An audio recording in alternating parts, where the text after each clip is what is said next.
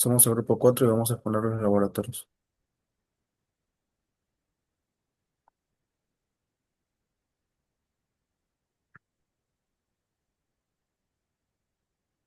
Los integrantes son Conto Minaya, Cristi, Estrada Roque Anthony Joel, Francia Estrada María, Ortega Tompay, Nicky Franco. El laboratorio de peso volumétrico y gravedad específica.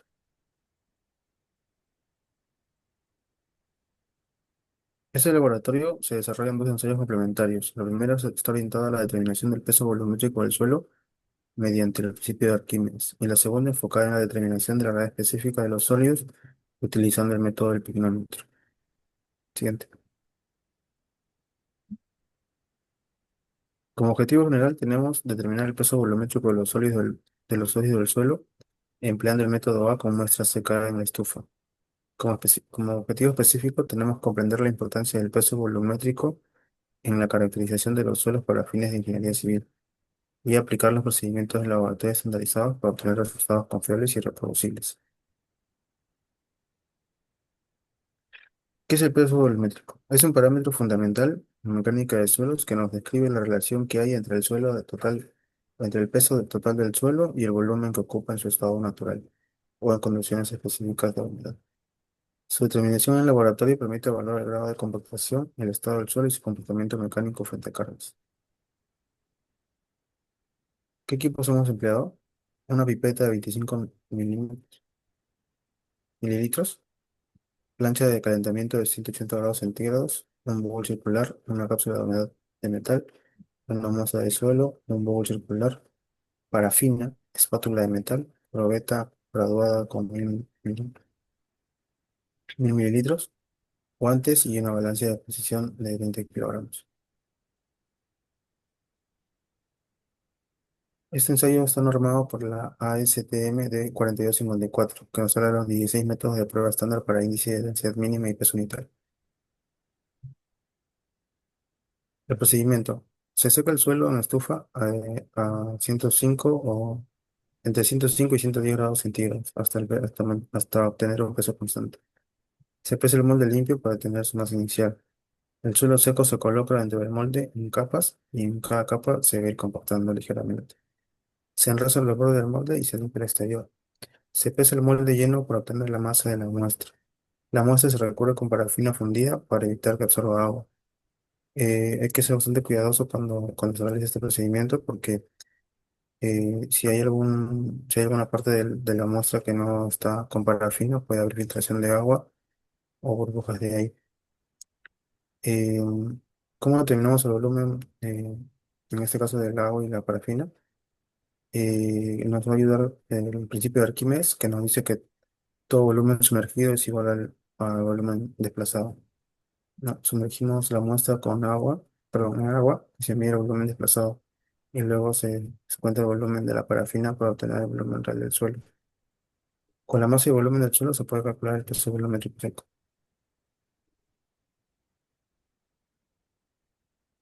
Esos son los resultados obtenidos. Hicimos tres pruebas, obteniendo un peso volumétrico de 1,81, 1,75 y 2,17. En promedio, 1,91. ¿Qué es lo que nos dice la normativa ASTM de 63 MTCE 128 sobre el valor de nuestro peso volumétrico de 1,91? Que el suelo posee alta densidad natural, que es típica de un material granular compacto. Es un valor consistente con suelos utilizados en sus bases y bases granulares, plataformas compactadas, rellenos estructurales, y para su evaluación final se debe comparar con el factor ASTM de 698 o de 1557.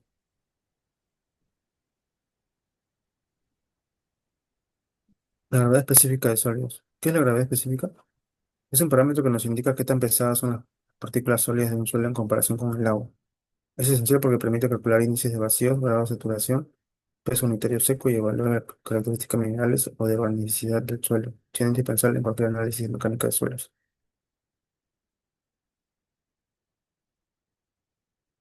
¿Qué equipos hemos empleado? Hemos empleado un juego de tamices, en este caso fueron 17 piezas, una pipeta de 25 mililitros, una pipeta de 25 mililitros, un termómetro de mercurio para medición de la temperatura, una cápsula de humedad de metal, un pignómetro de 500 milímetros, un pignómetro de medio litro, cápsula de humedad de porcelana, un horno digital y un set para peso específico de agregado grueso. Bueno, el procedimiento. El suelo se seca en una estufa eh, a 105 a 110 grados centígrados, o sea, tener un peso constante, aunque en esta práctica no se hizo por indicación del asistente. Se toma 50 gramos de muestra pasado por tamiz número 40 y se deja enfriar. Se pesa el primómetro vacío, se llena con agua destilada a la temperatura del ensayo, que son 23,5 grados centígrados, y se pesa. Se colocan los 50 gramos de suelo seco dentro del primómetro con agua. Se agita o se inclina el pirómetro a 45 grados para liberar burbujas atrapadas, asegurando precisión en el volumen desplazado. Y se completa el pirómetro hasta la marca de calibración.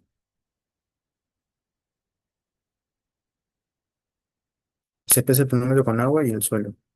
El ensayo se repitió 2 veces para obtener los valores promedio. Esta es la fórmula, esta es la fórmula que hemos empleado para calcular la gravedad específica. El GS. Siguiente. Bueno, como resultado obtenemos un GS de 2,69. Siguiente. ¿Qué es lo que nos dice la ASTM D854 y realmente C110 sobre un GS de 2,69, que es un suelo mineral granular de buena calidad y sin materia orgánica? Coincide con arenas o gravas silíceas densas. Está dentro del rango aceptado por la MTC y AASHTO para capas estructurales y permite alcanzar densidades secas elevadas favorables para computación y severa. Le paso a mi compañero. Bueno, siguiendo el laboratorio número 3, el límite líquido y el límite plástico. El límite líquido y el límite plástico son contenidos de humedad, lo que nos permiten determinar cómo se comportarán los suelos finos, em, como las arcillas y los limos, cuando se le agrega una determinada cantidad de agua. Los objetivos generales son determinar los límites de consistencia de un suelo y clasificarlo adecuadamente y evaluar su comportamiento frente a los cambios de humedad. Los objetivos específicos son analizar los resultados para establecer la clasificación de suelos y su implicancia en ingeniería civil. El límite líquido es el contenido de agua en el que el suelo, como la arcilla, cambia de un estado plástico a un líquido, es decir, se convierte en un lodo. Este límite líquido es una prueba estándar y nos permite clasificar el suelo en sistemas como el Sistema Unificado de Clasificación de Suelos y su capacidad para soportar cargas. Los equipos empleados son el aparato de caza grande, el ranurador, la balanza de precisión, el horno de secado, la espátula, el agua destilada y los recipientes de las muestras. Las normas técnicas peruanas son la NTP 204, el ensayo de límite líquido. Esta norma establece los procedimientos y requisitos para la determinación del límite líquido utilizando el aparato de caza grande. Y la NTP 203 nos permite la clasificación de suelos. Esta norma incluye los criterios para la clasificación de suelos en base a los resultados obtenidos del límite líquido y plástico, etc. El procedimiento es se toma la muestra de un suelo, lo pasamos al tamiz número 40, le agregamos el agua destilada hasta que alcance una consistencia homogénea y pastosa. Después lo dejamos reposar durante un tiempo y colocamos la muestra de suelo en la cucharilla de caza grande y lo alisamos con una espátula para que sea uniforme. Después utilizamos el ranurador para separar en el centro de las muestras y así determinar el límite líquido del suelo. Después se gira la manivela a un ritmo constante. Después se cuenta el número de golpes necesarios para que dos mitades de la muestra se junten y cierren la ranura contando el número de golpes. Se determina la humedad, se seca la muestra en un horno de 110 centígrados hasta que alcance un peso constante. Se calcula la humedad y se grafica los números de golpes en una escala logarítmica. Los resultados obtenidos son el peso del agua, que es restar el peso del recipiente más el suelo húmedo con el recipiente del suelo seco, y nos salen los resultados en las tres muestras. El peso del suelo seco también, restar peso del recipiente de suelo seco menos el recipiente, también nos salen los resultados en las tres muestras, el contenido de humedad y los números de golpes. Acá vemos el valor estándar, que son 25 golpes, los intersecamos con esta recta y nos sale el contenido de humedad, que sería 36,48%. El límite plástico. El límite plástico determina el contenido de humedad en el que el suelo pasa de un estado semisólido a un estado plástico. Es cuando el suelo se vuelve maleable y se puede moldear sin llegar a romperse. Si llega a romperse cuando aumentas el contenido del agua hasta alcanzar un límite plástico. Los equipos empleados son la balanza, con una aproximación de 0,1 gramos, un horno, recipientes para el almacenaje de la muestra, la espátula, el agua destilada y el placa de vidrio ranurado. Las normas utilizadas son la ACTM de 4318. Este método determina el límite líquido y el límite plástico. La ISO 17892 nos determina los límites de Attenberg. El procedimiento es tomar una muestra aproximadamente de 20 gramos, después lo pasamos por el tamiz número 40. Después la mezclamos con agua hasta formar una masa plástica para su manipulación.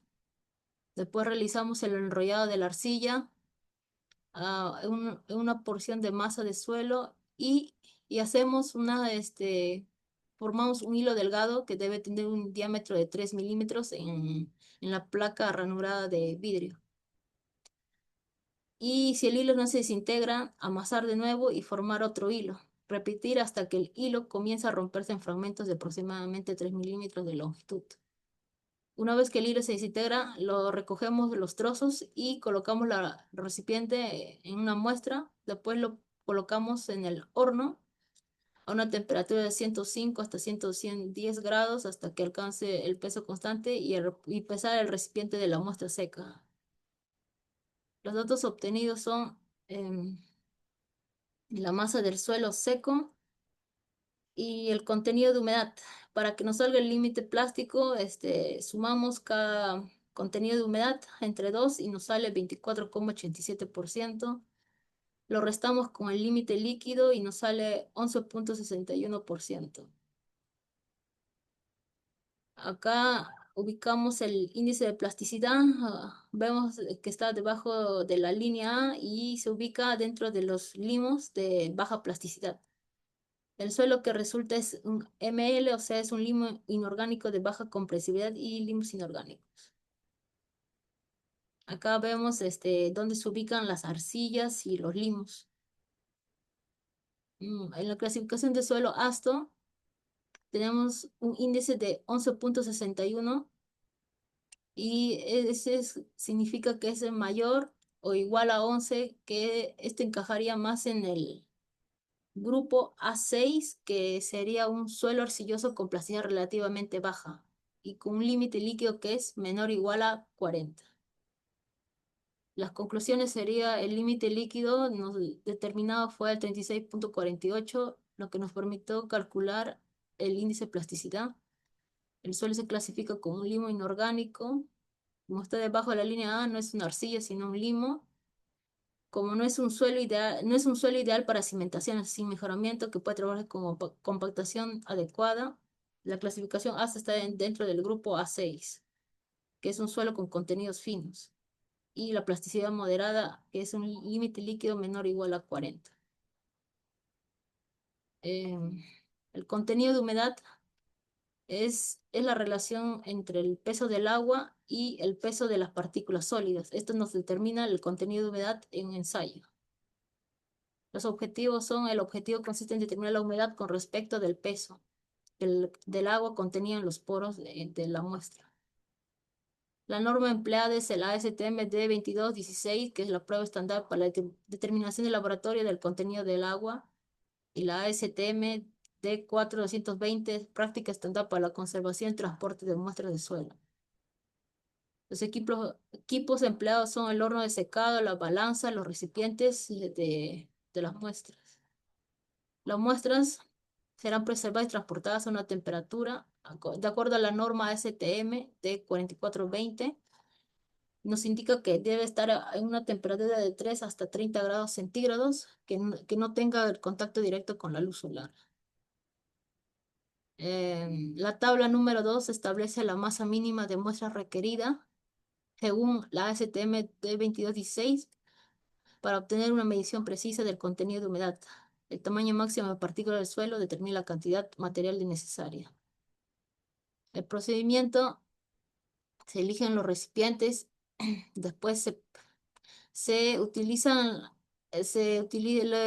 agregas los sólidos al recipiente y también lo pones en las tablas. Los recipientes con sus respectivos sólidos son llevados al horno y esto tiene que estar durante 24 horas. Después se seca la muestra y se pesa en la balanza. Después se anotan en las tablas de datos.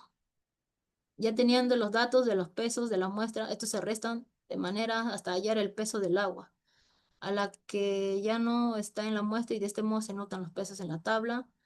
También se halla el peso del sólido restando con el peso del sólido sacado del horno, o el peso del recipiente.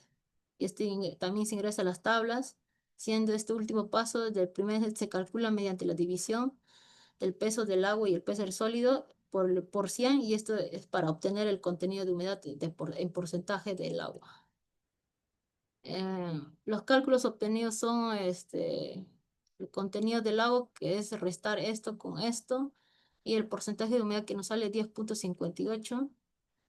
Acá tenemos la fórmula para hallar el cálculo del contenido de humedad de agua. Las conclusiones: es un suelo de limo arcilloso de baja plasticidad. Esto se encuentra, ya que nos salió 10,58%, el porcentaje de humedad se encuentra dentro del rango de 8 y 20%. Esto significa que no está demasiado ni seco ni saturado.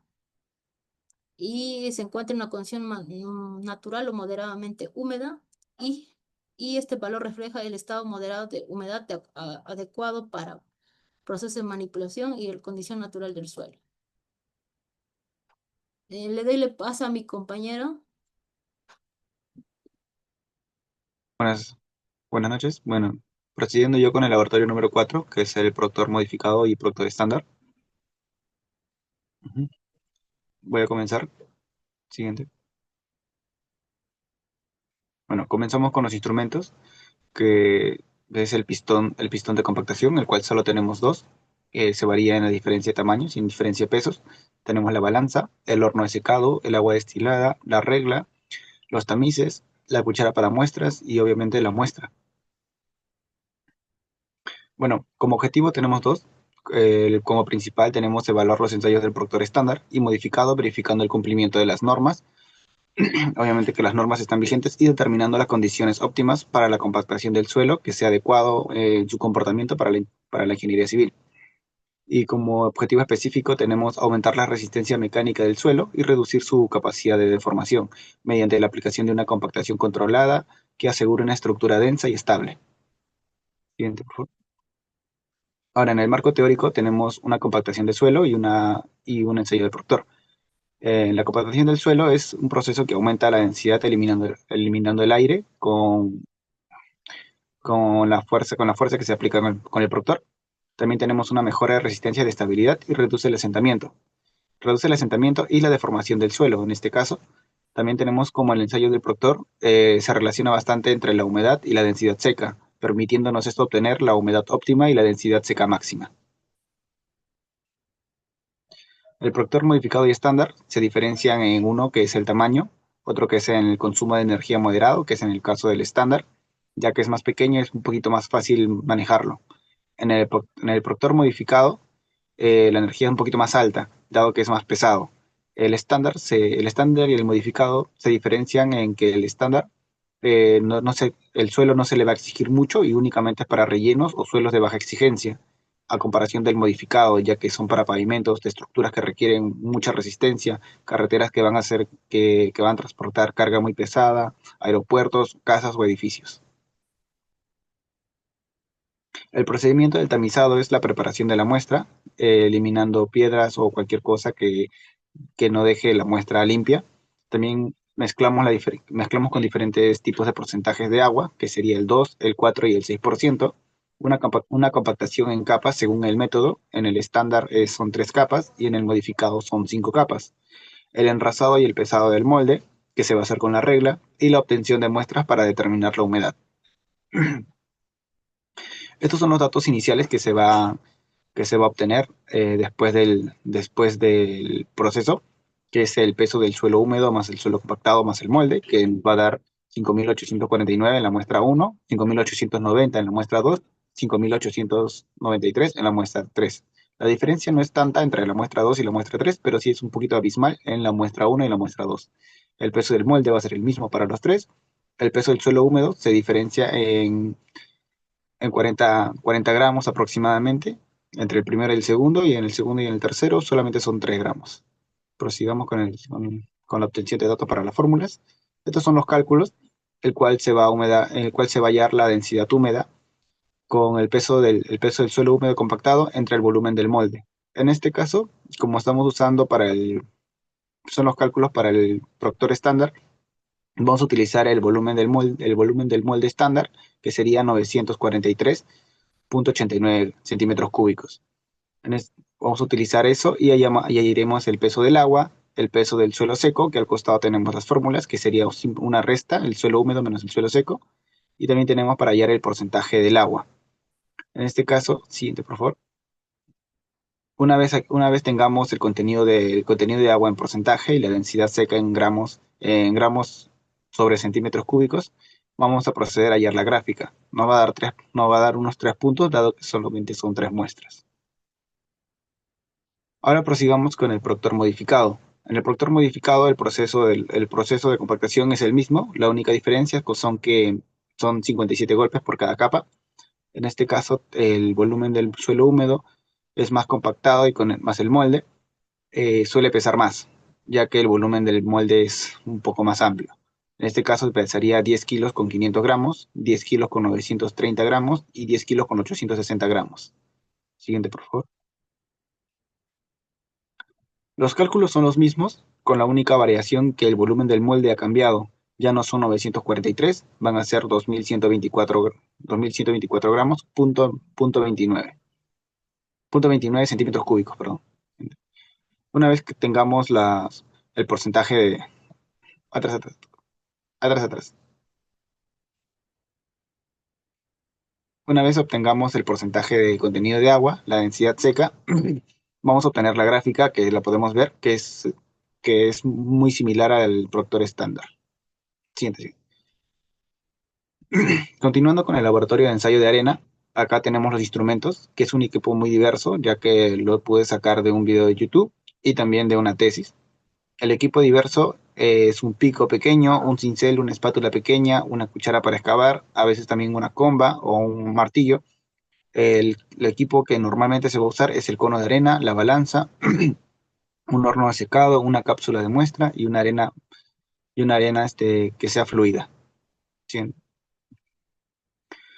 Tenemos dos objetivos. El general determina la densidad y el peso unitario que el suelo in situ mediante el método del cono de arena, con el fin de evaluar el grado de compactación de su suelo natural y compactado en el campo, y verificar si cumple las especificaciones establecidas por las normas técnicas nacionales e internacionales. Como específico tenemos la aplicación correcta,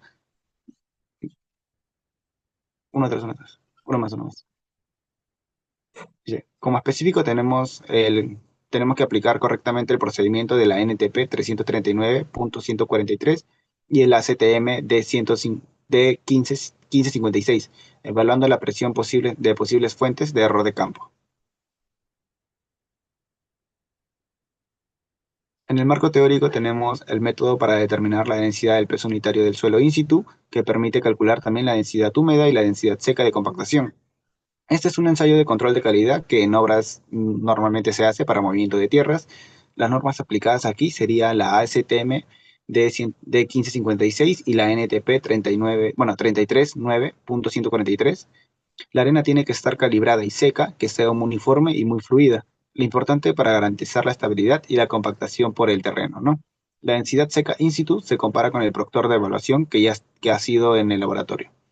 En el ensayo de cono arena tenemos el procedimiento también, que sería colocar la base de metal con un orificio en medio para poder tener una visión de que el suelo se va a retirar. Se golpea el cincel con la comba y y luego vamos retirando la muestra en un pocillo.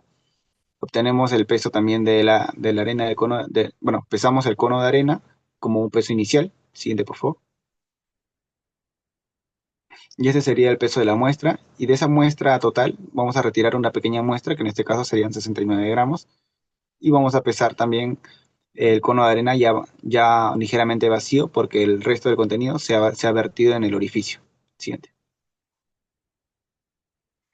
Procedemos a colocar la pequeña muestra en el medidor de humedad en el tipo Speedy y le colocamos carburo de calcio para la ebullición.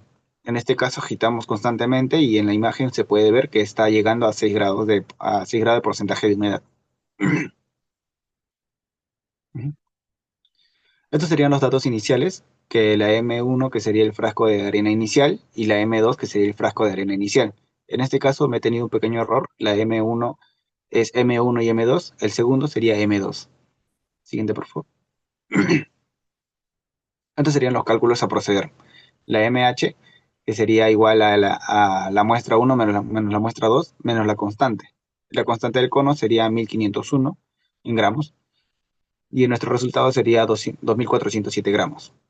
Igualmente para el volumen, dividimos el MH por la densidad de la arena y nos daría 1731.65 centímetros cúbicos. Procedemos también con los cálculos. Siguiente. Para hallar la muestra seca, para hallar la masa del suelo, la densidad húmeda del suelo in situ y la densidad del suelo seca in situ. Siguiente. Como la observación, la importancia de este ensayo permite determinar la compactación de un terreno que cumple con los valores específicos por el diseño en general. Se requiere un grado de compactación mínimo del 95% en obras o en estructurales, ya que si no llega al 95%, las obras no van a proceder con la construcción. Siguiente. Le doy paso a mi compañera para el laboratorio 5. A mí me toca el laboratorio 5, que es el CBR. Como objetivos generales tenemos que el ensayo CBR constituye uno de los procedimientos más relevantes en el campo de la mecánica de suelos. Este fue desarrollado por el Departamento de Carreteras del Estado de California en el año 1929, con el propósito de medir la capacidad portante de los suelos y materiales granulares bajo condiciones controladas. Como objetivos específicos tenemos 2 puntos. El primer punto sería evaluar la capacidad de soporte del suelo correspondiente. Y en el segundo punto sería describir el procedimiento del ensayo del CBR.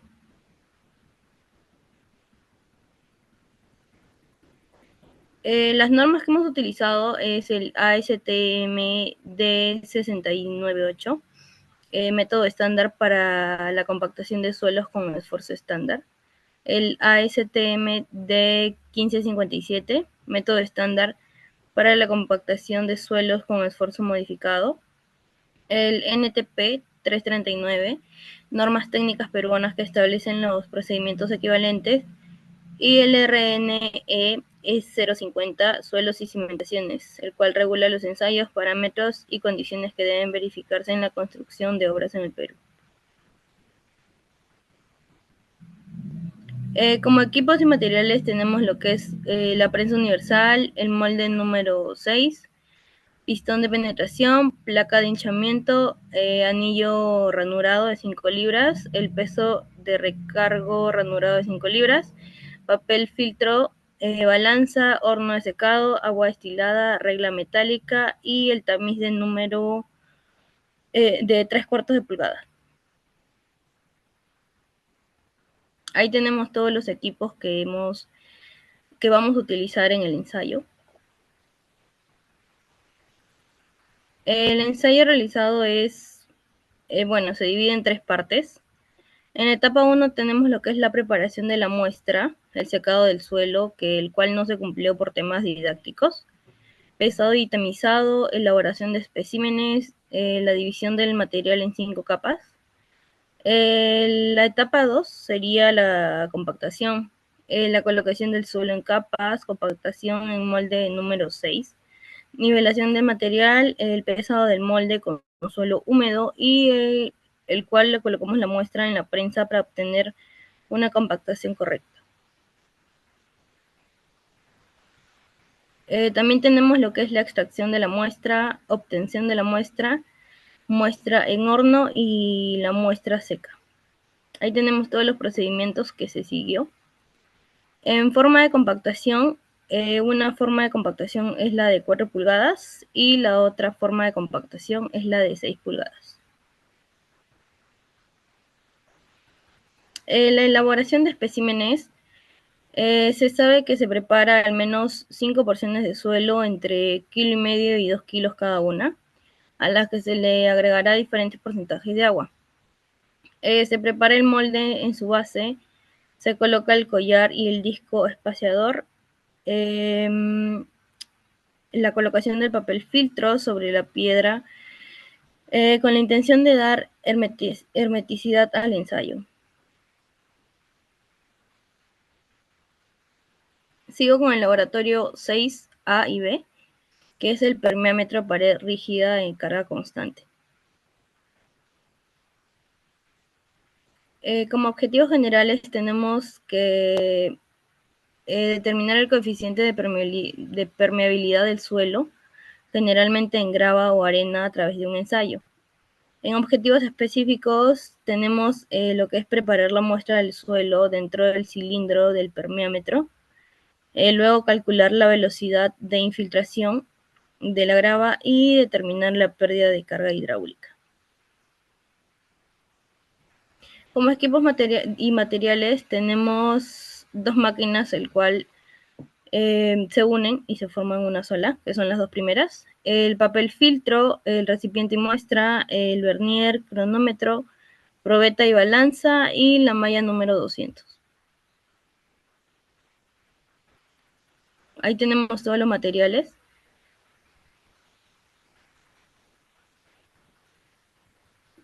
Como marco teórico, sabemos que el origen de este tipo de ensayos remonta a los estudios de Henry Darcy en el año 1856, cuyo experimento sobre el flujo del agua a través de medios porosos establecieron la base teórica que sustentó el desarrollo posterior de permeables, incluyendo los de pared rígida a carga constante. Sus aportes permitieron estandarizar métodos de laboratorio confiable para así poder determinar la permeabilidad de suelos granulares. En el procedimiento, primero se juntan todos los equipos y materiales que vamos a utilizar. Una vez juntos, se empieza a tamizar con la malla correspondiente el suelo granular. Luego se coloca en la base del permeámetro un papel filtro. Se procede a conectar el tubo de la base del permeámetro y por último se conecta con el manómetro.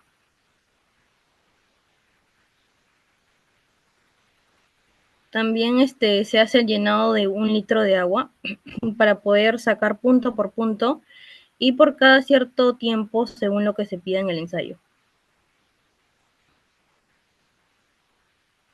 Ahí tenemos lo que es la tabla, la fórmula y la tabla de resultados con los 3 ensayos. Como conductividad hidráulica tenemos lo que en el primer ensayo es 0.344, en el segundo ensayo es 0.342 y en el tercer ensayo es 0.335.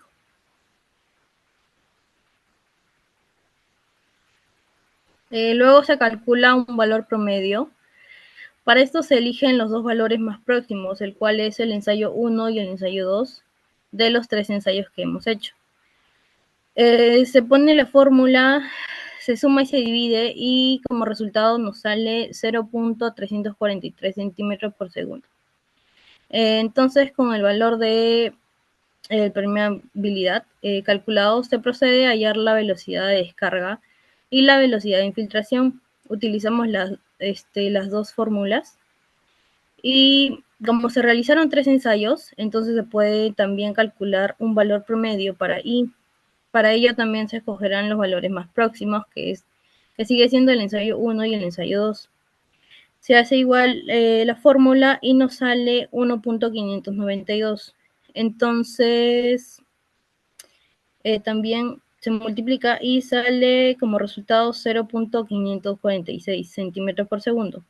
Luego se calcula la velocidad de infiltración y como resultado nos sale 1.557 centímetros por segundo.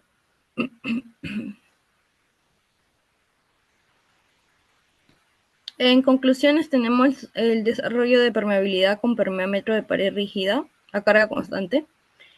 Y la norma que hemos utilizado es el ASTM de 2434, el cual brinda un procedimiento claro y estandarizado para la ejecución del ensayo.